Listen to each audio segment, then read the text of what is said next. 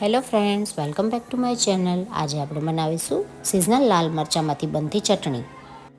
ખૂબ જ ઓછી સામગ્રીમાંથી ખૂબ જ ઝડપથી બનતી એવી આ ક્વિક રેસીપી તમે પણ જરૂરથી બનાવજો ઘરે અને મને કોમેન્ટ બોક્સમાં જણાવજો કેવી બની. તો ચાલો શરૂ કરીએ. આપણે અહીં લાલ સિઝનલ મરચાં 250 ગ્રામ લેવાના છે. તેને કાપી અને આ રીતે મિક્સર જારમાં પીસી લેવાના છે. આપણે 1 લીંબુનો રસ નીચોવીશું. આ પેસ્ટને આપણે એકદમ બારીક પીસવાની છે, જેથી કરીને આપણી ચટણી ખૂબ જ સારી બને. આ ચટણીને આપણે લાંબા સમય સુધી ફ્રીજમાં સ્ટોર પણ કરી શકીએ છીએ. તો તૈયાર છે આપણી પેસ્ટ.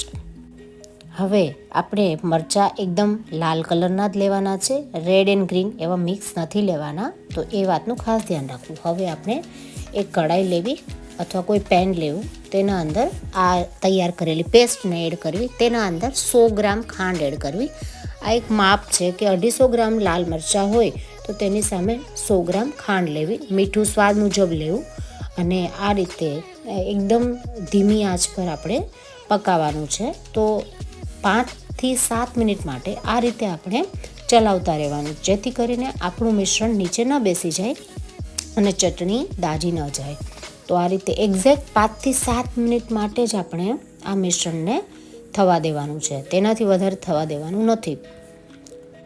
તો હવે તમે વિડીયોમાં જોઈ શકો છો કે ચટણીનો જે કલર હતો તે પણ બદલાઈ ગયો છે અને હવે આપણી 5 થી 7 મિનિટ થઈ ગઈ છે.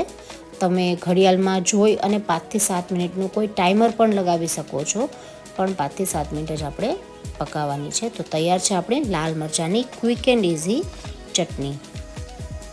અને હા ફ્રેન્ડ, જો તમે મારી ચેનલ પર નવા હોય તો મારી ચેનલને સબસ્ક્રાઈબ કરજો અને બાજુમાં આપેલું બેલ આઇકનને પ્રેસ કરજો, જેથી મારી ચેનલ પર આવતા નવા વિડીયોના નોટિફિકેશન તમને જલ્દી મળી જાય. તો ચાલો ફરી મળીએ એક નવા વિડીયો સાથે. Thank you for watching.